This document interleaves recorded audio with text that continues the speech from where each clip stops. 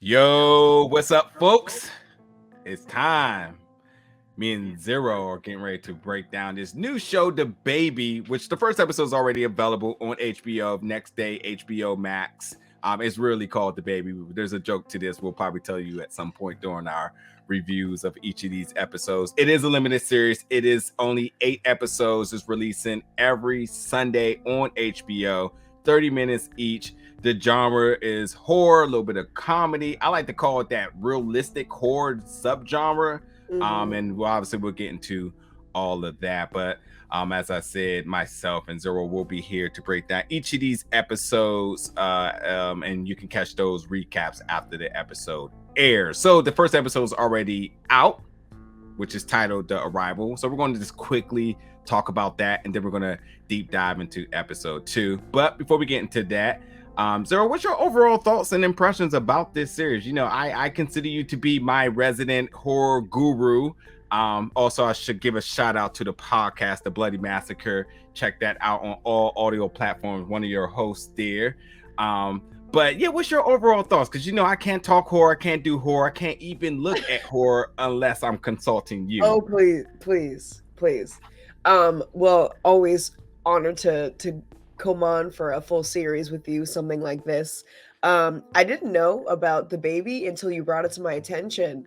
And now that you brought it to my attention, I'm like seeing it everywhere. It's all over my Instagram. It's all over my Twitter. So good check right there.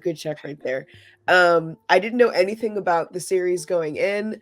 My first impression was the first thing that really stood out that I noticed was the title sequence. Just the title itself is giving like it's giving like The Brood. It's giving like Rosemary's Baby. Which made me believe that we're going full like psychological horror here, which I'm totally down with. There was a movie that I watched a couple years ago. I think it came out in 2019. One of the actresses from Broad City. I don't know if y'all watched that show, but it was called False Positive, and it really on Hulu, and it really tapped into this like maternal fear that Rosemary's Baby like really solidified back in the day. So I'm ready for more of this. And the title card, when like the title came up, said The Baby.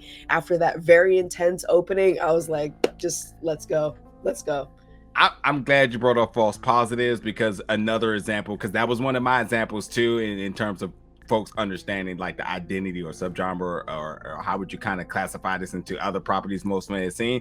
I would even kind of throw Antebellum out there as well too, in terms of just that realistic idea of like not monsters, which there is a demonic presence, and we'll talk about in a second, but also like how more or less some of the fears in your life that you face every day could actually be right there in your face. You don't even realize it. And that brings us to going into episode 1, where you have these 3 lovely women, Natasha being our focal point, which we'll get more into her in a second, her friend Rita, and then her friend Max. Now Max has a baby, Rita is pregnant, and Natasha is like, I'm out here. I'm in these streets, you know. She's like, nah, I'm not about that. And I'll be honest, I've been the Natasha of my group, where I'm just like, I just don't want kids, you know. It's like you all, if that's your goals, to do what you got to do. But like, I'm still young myself, and I'm just trying to enjoy some things in life. And it does kind of hit home when you kind of look across and you're just like, dag, you know, our focal points, our availabilities, you know, everything that we used to do, our traditions, it's all going away because you have new responsibilities. And that is a fear in itself. And beyond that, Natasha is also kind of battling, I won't go as far as saying self-love, but self-happiness. And I admire her, or I commend her, shall I say, in terms of saying, I need to work on that. Work wasn't cutting it for her. She says, I'm not going to make it. And then she kind of went off the grid, and she went off the grid to a little hut where she was, I guess, in most of these cases, when you take these random Airbnbs, you're like, I'm disconnecting from social media, the electronics. And the first thing she does is get right on there, but we'll come back to that in a moment. But let's go back to the beginning of the first episode. And that's where we seen this lady, unnamed at the time, running through the woods, getting to this ledge, being chased by the cops. So I'll give it to you, your impression of that scene, and talk us through like the developments of it and more or less where you were thinking as things started to develop. Mhm. It did take me a minute to realize what was actually going on. The only thing I know at this point is that this miniseries is titled The Baby. So there's something surrounding this baby that's weird that's going on.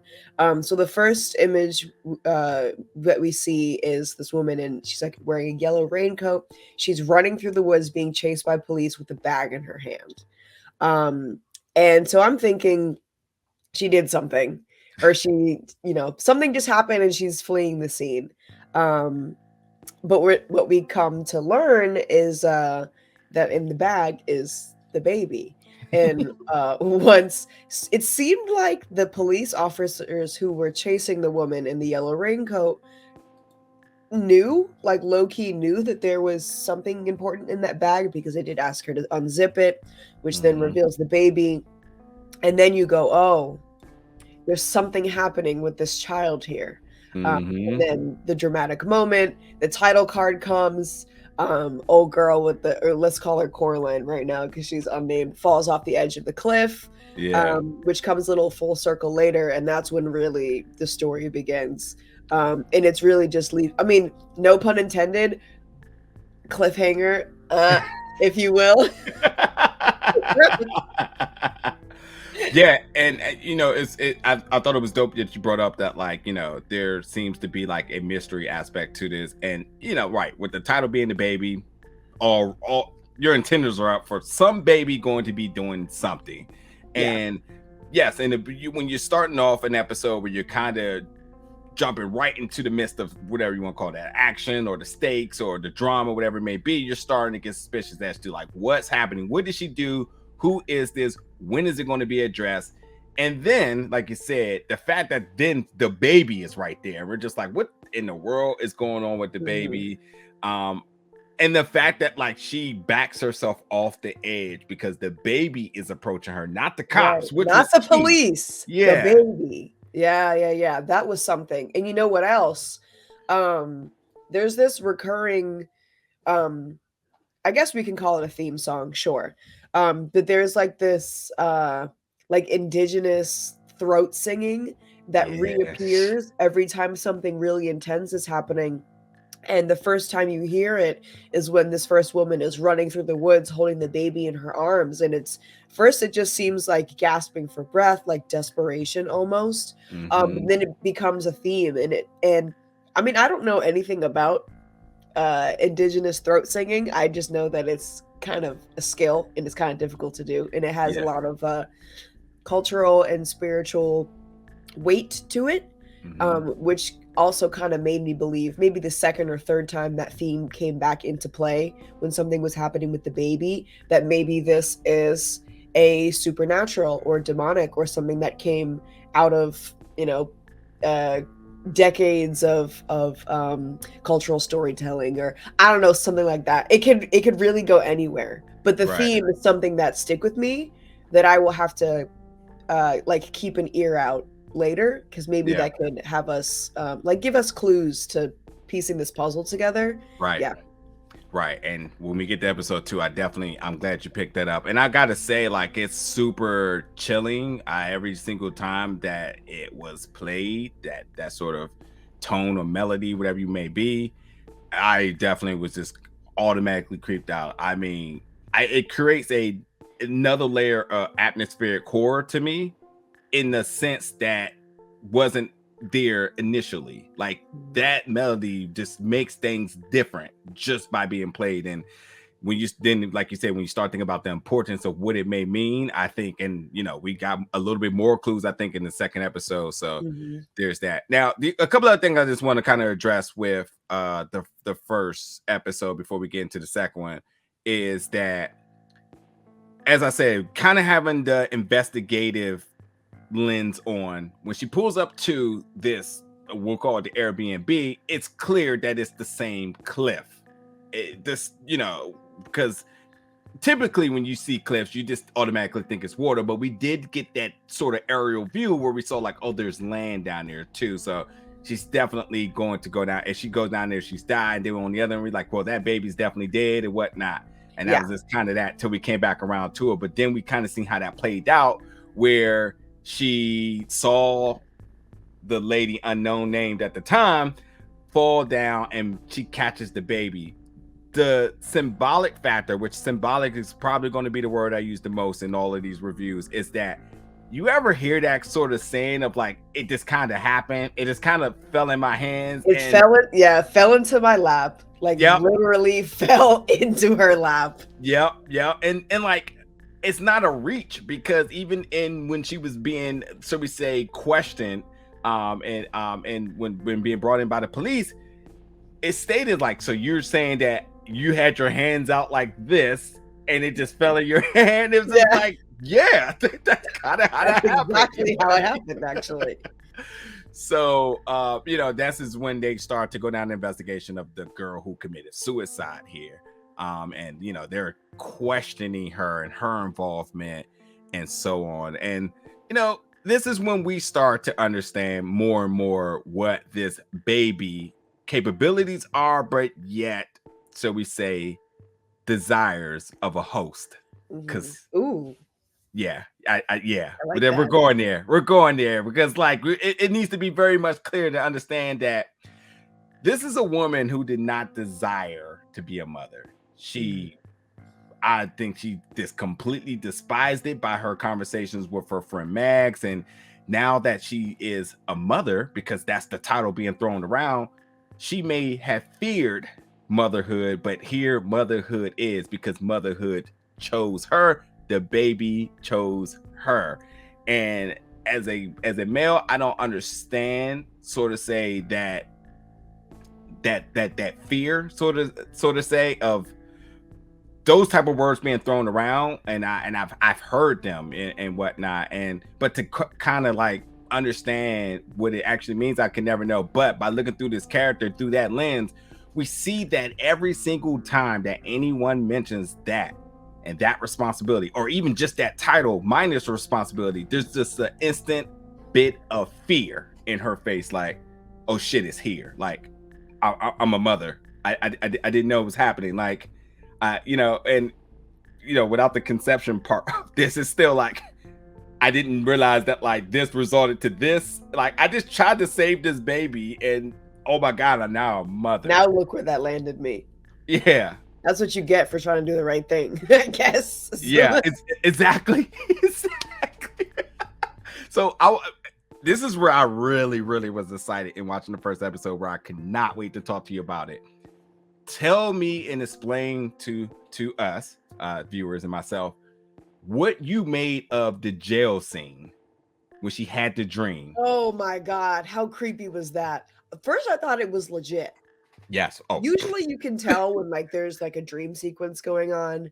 There's some sort of indication that this is like, the character's going to wake up from that. But I thought that was legit, because by that time, that scene, I was fully convinced that this baby is goddamn demonic. Like, there's something up with this baby. So it wouldn't be, it wouldn't be crazy for this to actually happen. And then to my to my surprise, it actually was a dream sequence, which was actually pretty funny. But everything leading up to this moment was just so intense.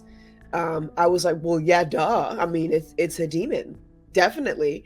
But I do think that probably would have like negated all of the symbolic nature that came before that. And we still have 7 episodes, so we can't just like, oh, it's clearly not that easy of an answer. Oh, it's a demon. Boom. In the first episode, one and done. So I kind of think it was a little like fake out, and there is a lot more to this situation, which we will then learn from episode 2.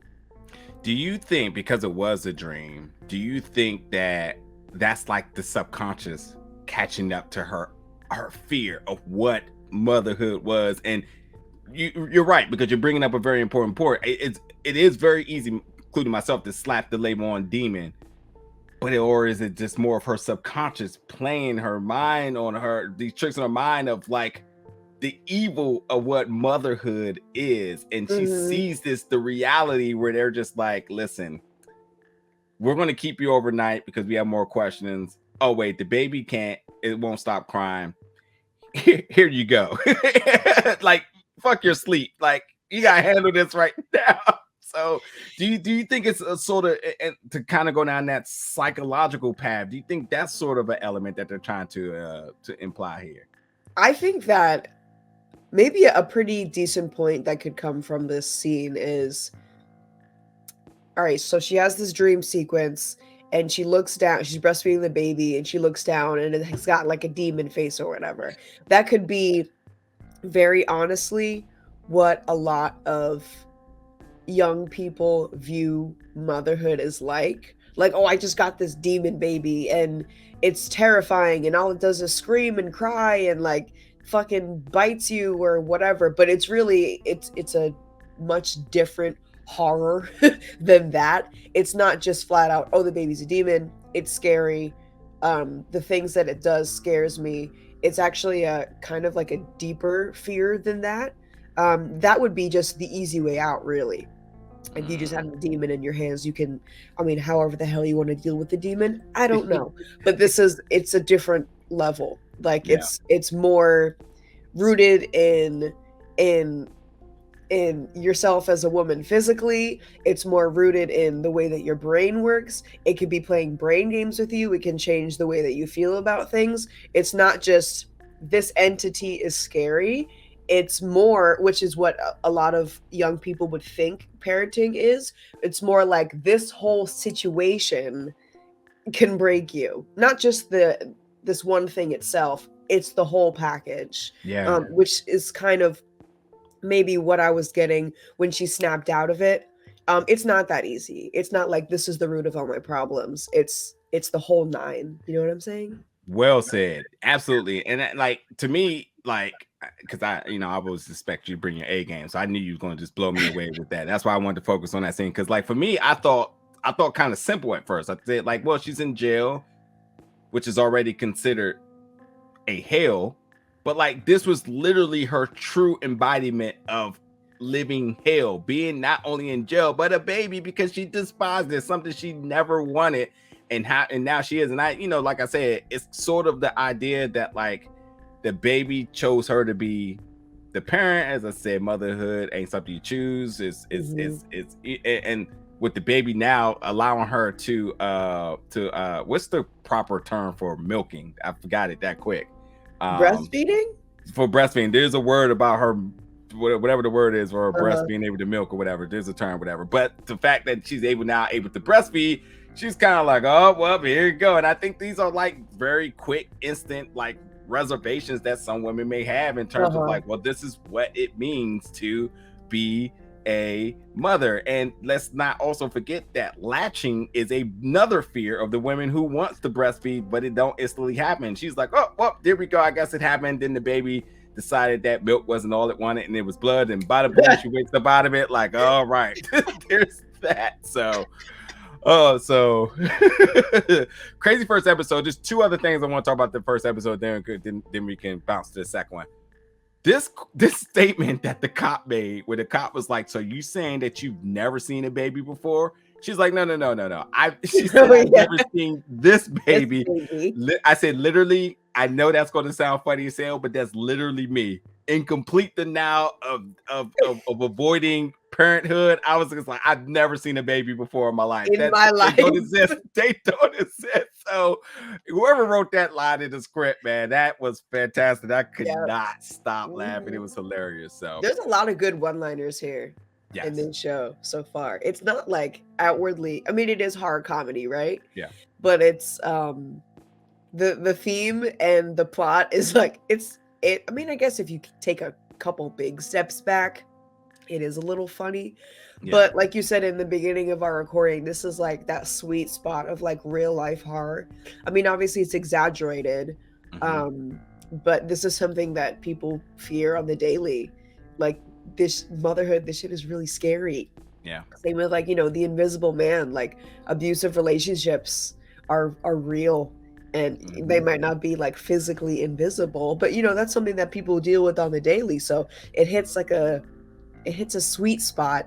But it's really like the one-liners that like kind of break up the oh shit. Like it's really like, bumping around, ping Yeah. ponging in your brain until you get something like you've never seen a baby before. Like, no, no, no. Okay, just to like break it up a little bit, thank God.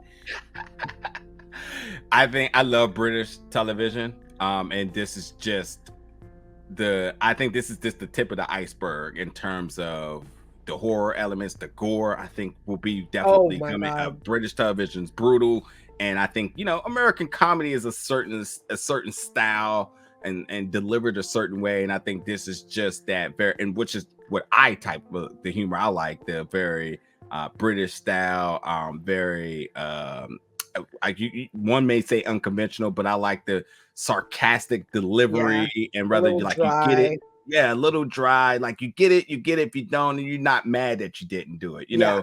American, I feel, is very punchline heavy, where it's like, listen, Yeah. that joke is being built up and it's ready to deliver, and if it don't, then everything before that is just completely a waste of time. So Right.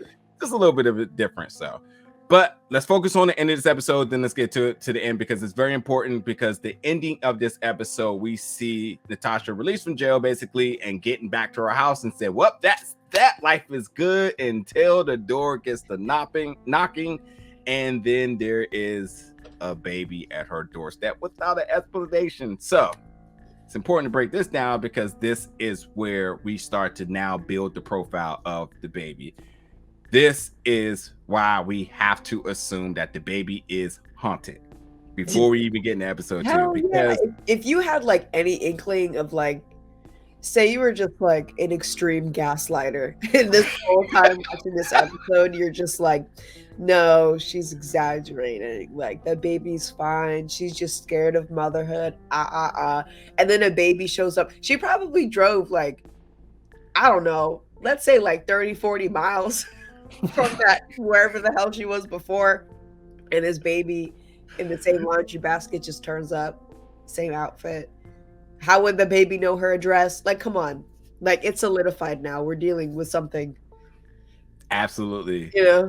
And it's like very normal. People just walking around like, there's a baby in the basket, folks. I can't Oh wait to my talk about episode God. 2, because this baby has had any bit of safe transportation at all. But that's something for another day. And But it like, rang yeah, the doorbell too.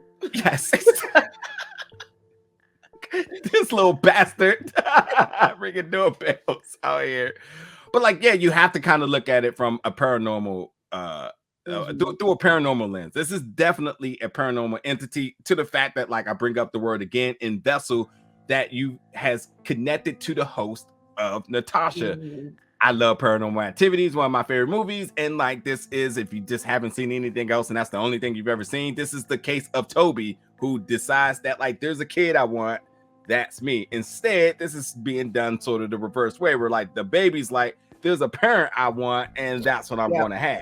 And you know, you think about the dynamics here. The baby finds peace amongst Natasha, doesn't cry. And I think Natasha understands that at this point they're inseparable. She can't leave Mhm. this baby alone, and that's again establishing the connection.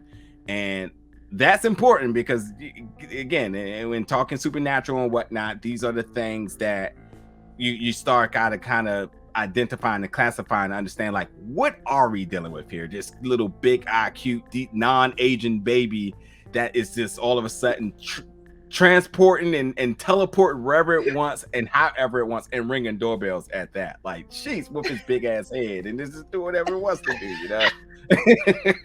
So, and again, like, I can't stress enough, the theme here is, she doesn't want to be a mother, but motherhood is being forced on her, and that's just a scary thing in its Mhm. own, except she probably Yeah. don't have just a normal baby here. So there's that. um Anything else you want to add on episode 1? No, I'm ready to get to episode 2. Let's do it. Episode 2, folks. Now, and in this episode, again, full spoilers. And when we come back next week, it'll only be episode 3. We're playing catch-up game a little bit, establishing with the themes and the different conventions of this show. character profiling and getting an idea of what we're dealing with, because we need to know. But in this episode, well, we now got a name of the girl. Well, I think we already had the name, but either way, Lydia. We get the backstory of Lydia, who works at this cookie place. First clue that there is an issue is always animals, folks. That dog is yep. barking it up with her, and that means that there is an issue in this place. But it's not Lydia's problem just yet. It's this other lady who comes in wanting service. She doesn't want service. She just wants somebody to be with her because she's having a rough time. She needs some emotional support. And what do we know, folks? It is the good old baby. And well, I think we can establish that anytime the baby is involved, the baby chooses his host, as we said, but we'll just keep it at mothers for now. And in choosing a new mother, that also comes with the demise of the previous one. Mm-hmm. And it's never nothing subtle. Every situation thus far has been completely brutal or chaotic. We got the person falling off the cliff, Lydia falling off the cliff. I forgot. Who knows what happened at the police station, because it had to get away from there. And this baby is not shy about like the police officers after the police officer with the boulder. Mm-hmm. With the boulder. So like it does its thing, you know. And but we're getting the backstory. So to throw it to you, now that we're starting to get a little bit more backstory, not only to Lydia and to where the baby came from, what are you starting to make of what appears to, or if anybody's even still questioning, this potential innocent baby that's just trying to survive, I guess? Episode 2 was awesome because, well, episode 1 had like no explanation. It was just setting the scene, right? And now we're starting to get a little bit of a taste of what is actually happening. And I love the way that they piece these together. In like I guess not chronologically, but you know what I mean. Right. Showing us the characters before really letting us know how they are connected. Yep. Which is really cool. Which gives us more insight about the baby. And the baby is just getting, I feel like, a little bit more expressive in episode 2. Or maybe I'm just like have this personal beef against this baby now. No, and you're not wrong. You're not wrong. Nope, you're not wrong. I probably won't be able. Oh my god, if I hear a baby laugh before I like finish this miniseries, I'm gonna get a little. I don't know. You know, I forgot what the question was. It's just like, God, babies. Oh God, the bathroom scene. No, just to piggyback off of you really quickly, I think I'm more of a fan of storytelling being linear, because when you do get this whole like the flashback stuff, 9 times out of 10 is done wrong, or is this done in a way that it potentially this could have been better done linearly. But I do like the fact that we are getting the beginning of the episodes are flashbacks, and then you see the relevance of it within this episode. The episodes are only 30 minutes max, 25 to 30 minutes. So the fact that they're able to re-inject it back into the story linearly, and it makes sense, and you're just like, oh, got it. I like that. I think that it's building the suspense in a very ingestible way for everybody. Right. Really good. So there's that. It's almost like now Tasha, our main character, once that baby turned up at her doorstep at the end of episode 1, now she is like fully convinced that there is some crazy thing happening to her specifically right now. Yeah. And then when episode 2 starts, this is the beginning of her trying to figure out what's happening to her. And at the same time, we as the audience are also trying to figure out what's happening to her with her. So even if we're not getting the clue, like the exact same clues as the main character is getting in real time, we're still like piecing it together, which I think is kind of cool. It's got a little, I don't know, a little conjuring true crimey aspect to it, which is, I always love when they throw stuff like that in. Yeah. I mean, because you bring up the point. I mean, at this point now, I think that she thinks that the punishment is physical. She's walking around with a knife because she thinks like, Mhm. I need to protect myself or protect the baby, or I don't know, protect what may be coming for the two of them, whatever it may be. She Mhm. called her friend Rita 17 times and she's just on edge. So, at this point, again, she's still thinking physical when we kind of can see this from being supernatural element, but we also still don't know truly and fully what this baby is capable of. So, Right. like, yeah, you're entirely right. She's definitely looking over her shoulders every other second to kind of figure out like Yeah. what the hell is going We've on. seen And then plenty of murder in the first episode, really about plenty. to And say even that. the first part of the second episode, like this baby probably just like flicks a switch in its brain and then, murder just happens. But now after her friend Rita comes over and now she's 100% convinced that this is her actual baby. Now the baby's playing mind games. Now this baby is not only capable of murder, but this baby is also capable of brainwashing.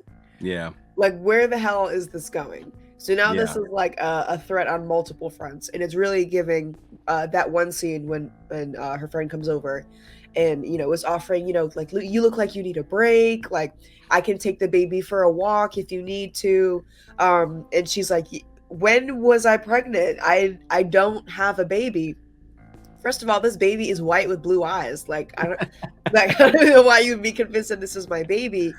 Really reminding me of the Twilight Zone episode, Nightmare at, what is it, 100,000 feet, something like that. But it's Yeah. William Shatner on the plane, and he's like, "There's a man on the wing," and everyone's like, "You're having an anxiety attack." Like, "Oh, you're just tired because you're being a mother," and she's like, "No, I don't have a baby."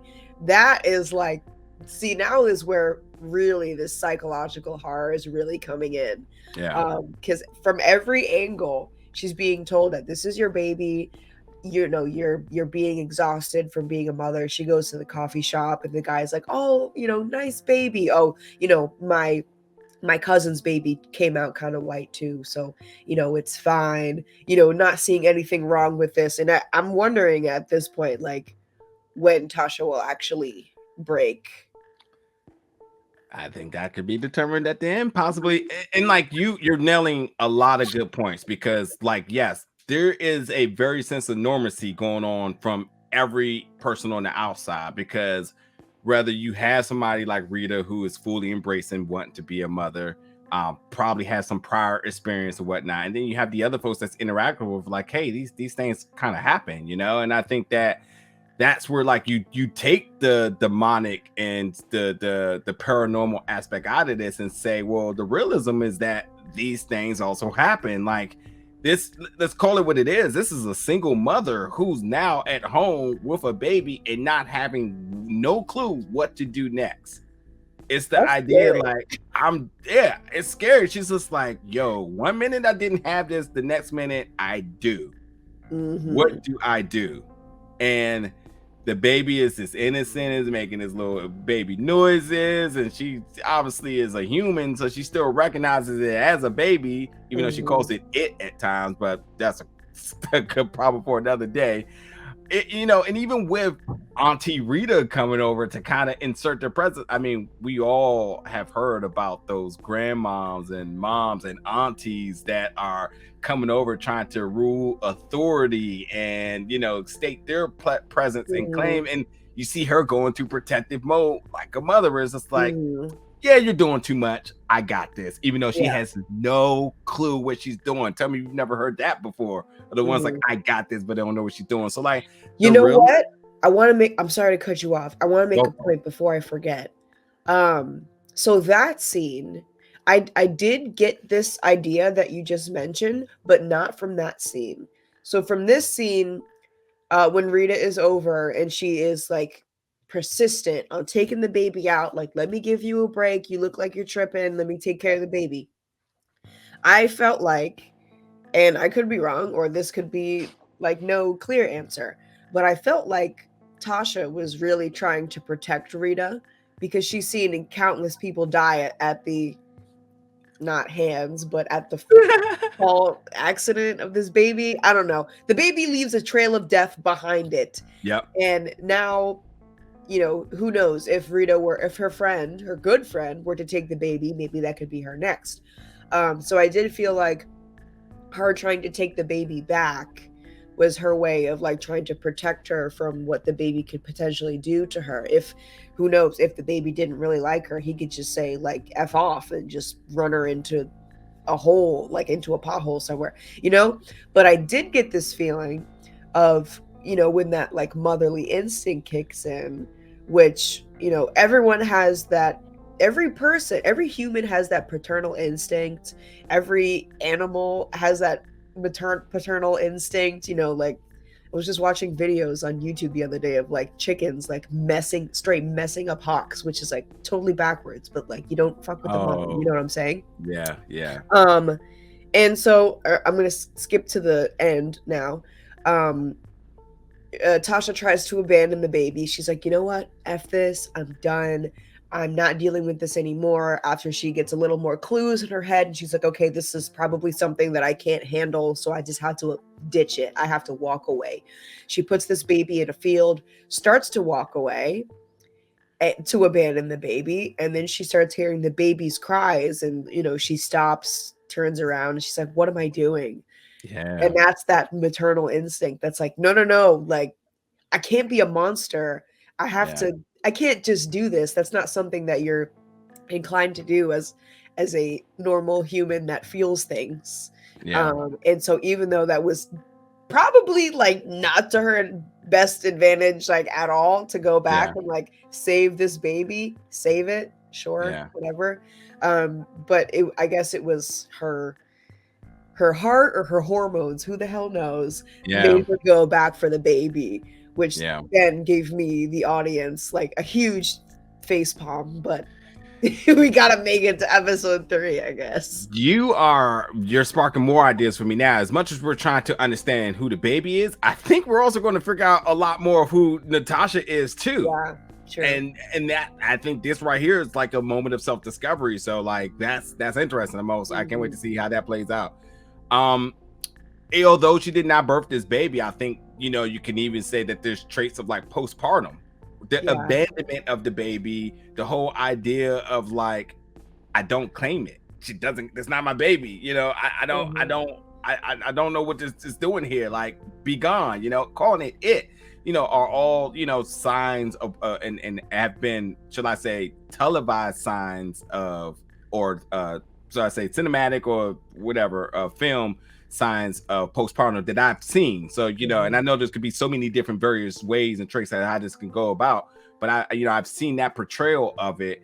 Thus, even though she's not birthing it, I think they're trying to really equate the realistic fear and in horror to motherhood in so many different ways. And we haven't even brought a male aspect into this, if they're even going to do it. Not saying it has to happen, because as she got that mysterious hard drive knock and package, it wasn't Amazon. Suspicious. She just like, I'm gonna open it up, and then she opened it up and she realizes that there was at least 10 other people before her, making her about the 11th host of these things happening. And they were all single mothers, very all diverse. So like the baby chooses who it wants, you know what I mean? But I think from the realistic nature of it, we're identifying these women as single mothers, and I want to, if they ever will probably explore, if they do explore, not that it needs, because I don't want to bring that element in if it doesn't have to do so, but if there's an element also of it of saying, I am a single mother, what does that look like? What does that mean? Because, we'll just say society deems parenthood to being a mom and a dad, or a couple, whatever it may be, non-binary, whatever it may be, but two folks withholding the duties. And does her mind go there where she says, I can't do this alone, I need somebody? She's already reached out to her sister, so she's thinking about potential help and whatnot. But these are all different sort of mindsets and avenues that she's kind of going down, trying to figure out what it is, for just having a baby for 24 hours. It's only been 24 hours, so what the hell. But amongst that, she's already dealing with mental health issues. She's already been Mhm. talking about trying to better her self-happiness. And then she has this. And it's just like, so yes, that has to wait because this becomes Yeah. a priority now. I mean, that's just another theme of having spawn. It's just you gotta put yourself to the side, really. You're not really number one anymore. And Yeah. even though, she had the courage to be like, look, I need help. I gotta figure out why I'm so unhappy. That's kind of pushed to the side now. Yeah. That She might like, kind of boil up and affect this whole story somehow and in a not great way. That is if I can imagine anything. you bring up another point. Boil up. She has imploded already twice. So it's part of her Yeah. personality. And while she's used to doing whatever she wants to do, now she actually has a limitation, one she did Mhm. not expect to happen. So oh man. So I just want to make sure I go over a couple other things with this episode Let's because go. we will go back to the end in a second. What was it? So she called her sister Max, where she said, I thought you was going for apology, but not because she brought up about the baby. Right. What is important about this call is her sister Max has one focus, she had another. It is exactly the same with her and Mags in the beginning, where she's like, oh, I got this amazing story I want to tell. And then Mags is just like, oh, but my baby's going through something right now. That's priority friction. And Yeah. Matt, and notice she hasn't called Mags yet. So We'll see. We'll we'll see see. how that kind of plays about. Where There's did she? definitely gonna be more brainwashing though. Oh, yeah. Definitely. 'Cause Oh, yeah. there's that thing, I'm sure you've heard it, like baby brain. Like when, people have babies and then all of a sudden they get baby brain. And Yeah.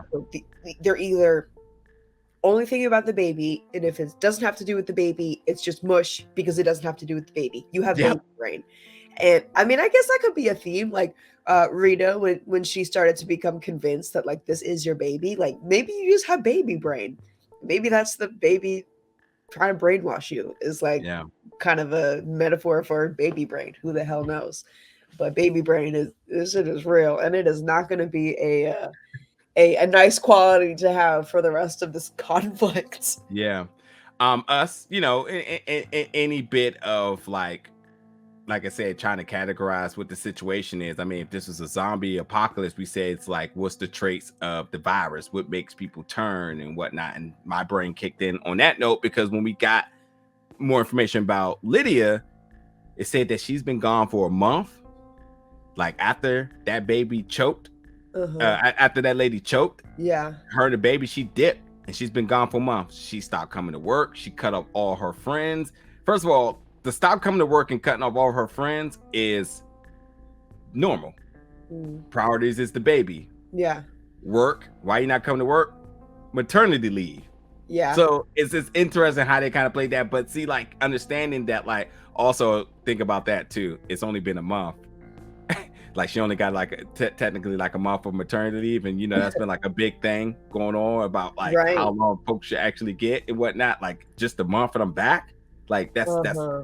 that's fucked up. You know what I mean? But to the degree of the show, now we have to think she's only been 24 hours. How much longer until this baby decides it wants another host? Yeah. Is she on the I'm clock good. right now? Mhm. Yeah. So man, this let's over the bathrooms thing and then we'll get Oh to my it. god. I didn't even want to talk about it. So when she goes to the bathroom to change the baby, who I'm pretty sure we all knew it was a boy, but she didn't know it until she peeped the penis Uh-huh. down there. And then she gets the scary movie moment of the funniest thing of this episode of shit everywhere. Yeah. And she Yeah. literally lost her shit, all pun intended. And the baby laughed at her. And I was Yeah. like, oh my God. And she lost it. She lost it. I think this baby is just like a masochist. Like it has to be because like he's laughing at the most inappropriate moments that are like not funny for the mother. Yeah. He's definitely targeting single women that don't want to be a mother, at least not yet, which is probably, it's like laugh at my pain type thing going on. Yeah. Especially in the second episode, it's like this dude is really competent. Like this baby knows exactly what's going on because you know, clearly this woman is petrified to change the baby's diaper and is like having a meltdown. There's shit everywhere. What did I do? And this thing is just sitting there like laughing, like, yeah, Yeah. what you gonna do? You still gonna clean it up. And You she's don't ready. have a choice. She is ready to snap. That's why Yeah. she gets the whole it's just a baby. It's just a baby. It's just a baby. Yeah. Like she had to calm herself down. Hey, listen, she's learning breathing exercises and everything. She's working on her mental health at the same time and didn't I even realize it. guess. Look at her I bossing up guess. out here. And that's when homeboy came in and said, like, yeah, she came out really white, like my niece and whatnot. So, but anyway, Yeah. this thing that I really don't even want to talk about, but we have to talk about is like, yeah, you talk about brain control. Well, she set the baby, she set the dog up. Yeah. Oh, I hated it. This is just like, I mean, folks, you definitely have seen the episode if you're watching this video, but if you have a friend who you want to recommend this show to, just let them be aware of this. I know this is something that many folks can be sensitive about, specifically in horror, so and hard. I Hate it. guess Oof, British horror is not. brutal. It's not pulling back the strings. It's showing you exactly how brutal this Mm, baby is. yeah. And so that was kind of a, I don't want to say cool, but interesting moment when you think about what this baby wants, because up until that moment, the baby was killing people. Tampering. But the baby was tampering under the guise that they were either in danger of being left with somebody that they don't want to be left with, or they're just ready for a new host / mother. Nothing. I mean, I guess whatever this demon baby entity is, I guess you can say that's for survival purposes, because it wants what it wants. But when this baby decided to sick the dog in the middle of the street to be hit by a truck, that was I mean, actually, you know what? I might take this back, because like we said earlier, the animals always know. If there's something fishy, paranormal, otherworldly going on, the animals are always going to know. Yes, they do. Yep. But it's always like, I want to say 8 times out of 10 in horror, the characters aren't going to listen to the dog barking. I mean, we as the audience know, Yeah. but they don't care. So this could be Why just is kind that? of I just realized that. I don't think I've ever seen a film where they're just like, oh my god, the dogs, the chickens, everything is turned, like even something like what was it called? The M. Night Shyamalan movie when the trees were doing all the crazy stuff. Oh, The Village? No, even worse. The ones were Oh, like The Happening? The Happening. Thank you. I Yeah. was about to call it The Knowing. The Happening. The biggest movie of like, yo, everything is tripping. What is going on? I don't know. Yeah. Just gonna go out and do it. But yeah, keep going. But you know, this was the first death that, even though it was just as brutal as the rest of them, really, Yeah. especially because the owner was watching, saw it happen. But it wasn't. I don't believe this was like a direct threat to what the baby wanted. Yeah. It was just kind of like, this dog is defying me. Like, you know what's up right now, and I can't have that kind of thing. It's not like the dog is gonna go like tell his owner, be like, hey, bro. Something is just gonna, I don't know. So that makes me believe that this baby is just like merciful. Like, this baby does not give a crap. Like, anything that comes in between this baby, it's just like, whatever. Oh well. And there was a short monologue in that same scene earlier, before she changed the diaper, when she's talking to Lydia's coworker, who's showed her the CCTV cameras and gave her the information about, I haven't seen my coworker in a month. My sister's baby came out white too. It's fine. Is like fascinated with this baby. And when she first comes in, he has this kind of monologue that's like, he's like, sick baby or something like that. What I thought was weird, because like, what baby is like sick? But anyway, had this whole kind of ramble about how, babies don't know anything, so they just kind of consume the environment as just like strange. Like they don't know what. Mm, And half of me is like, is that why this baby is like so cool with just like offing people? Just like whatever. They mm. don't understand the tenacity of what that entails. Or this baby has clearly been a baby for like, I don't know, a quarter century now. So maybe this baby knows exactly what it's doing and is, in this form because people like him and, most people know that babies don't know anything. All they do is like poop and like make little gurgly noises and, you know? Yeah, So it could yeah, go either way. I'm not really sure yet. I think I'm leaning towards this baby knows exactly what it's doing just based on like the timing of the laughter, which is like yeah. completely inappropriate. Like this baby is not as dumb and naive as people think babies are, which is Ooh, it's so another good thing. dangerous. It is so dangerous. This baby could just be like a complete menace to society. Probably already is for like 25, 30, 40. Yeah, Who the frick knows? It's in the same yeah, outfit too. That flash yeah. drive that she got at the very mysterious non-Amazon Hmm. package, same outfit, Yeah, same little shoes. yeah. How is this HD possible? back in the black and white days. Like Right? he Like from yeah. 1960, same outfit. Red flag, red flag, red flag. For real, for real. Um, so okay, a couple of things really quickly so we can get to the end and wrap up episode 2. First of all, I want to say that as much as that scene with the dog was very cringe to me, Yeah, it was shot beautifully because it did what yeah. it was supposed to do. It made everybody uncomfortable, and Mhm. that it again it states the brutality of this baby. And now she's aware that the baby's doing these things because the first thing she does when she get in the car was like, "Well, how many people have you done this to?" Right, And yeah. the baby, because I can't really say the words I really want to say, the baby looked at that jump was like, Yeah. what you think? It's like, I run fades all day. He out here like he just looking like that's a stupid question. I'm out here, you know what I mean? yeah. That's why she was just kind of like, yeah, I'm Ask just stupid questions, give sorry. stupid Yep. answers. The baby's in the backseat like, I could do this all day. Yep. I Yep. could do this all day. And while we have so many questions that we need answered, we want to know more about the baby and its full capabilities, the origins of the baby. What's the baby's desire? Then we look at Natasha and understanding like what is she fully capable of? Because she is part this. And besides this, what we assume the connection is because this baby wants a host who doesn't want to have a baby, forcing motherhood. I still think it's important to understand, but why was she the one? Why was she the desirable one? And what her full capabilities are. And then let's think about the bigger picture as we now go to the end of this. Who delivered the hard drive?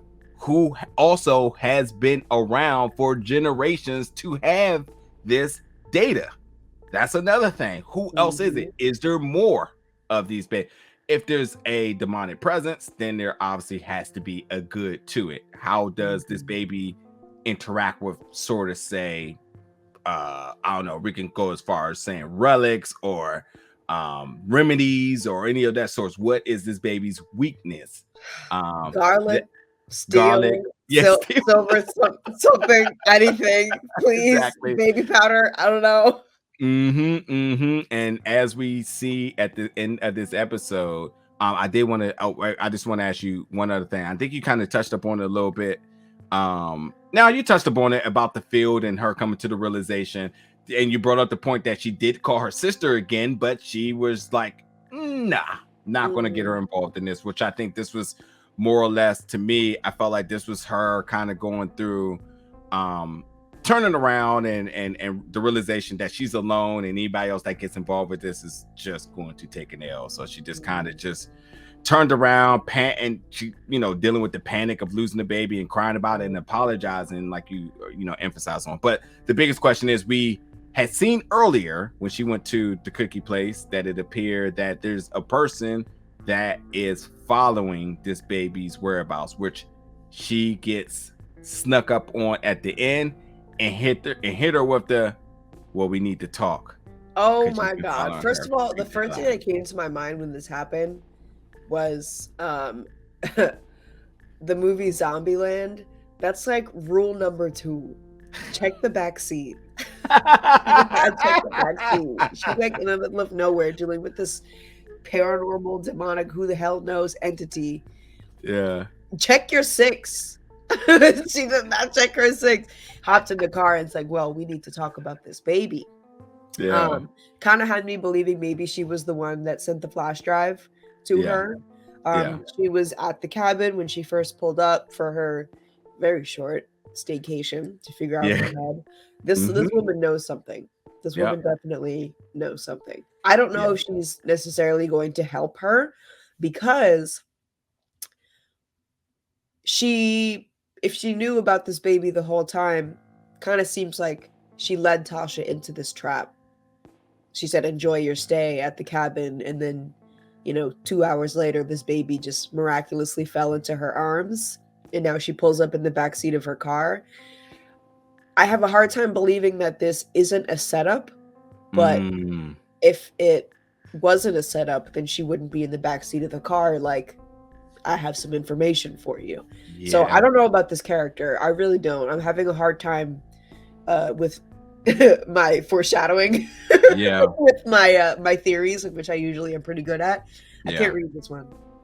I love it. We'll leave it on that note because we will clearly be back for episode 3, folks. Again, this to be clear why this is video so long. We tackled episode 1. We are here for episode 2. We gave a quick review of this season, or what we expect, or our thoughts and feeling about going into this season. But you folks, it's time for you time. It's your time. God, I can't get my words together. For you to jump in the comments, let us know your thoughts, your theories about who this mysterious lady may be in the back seat, your thoughts about the baby and its ultimate capabilities of demonic evil, and what is his next plan? Ooh, is the question. But we'll see. Zero and myself, Zero and I, because that's proper English. We'll be back next week for another review recap of the baby. We'll see you then.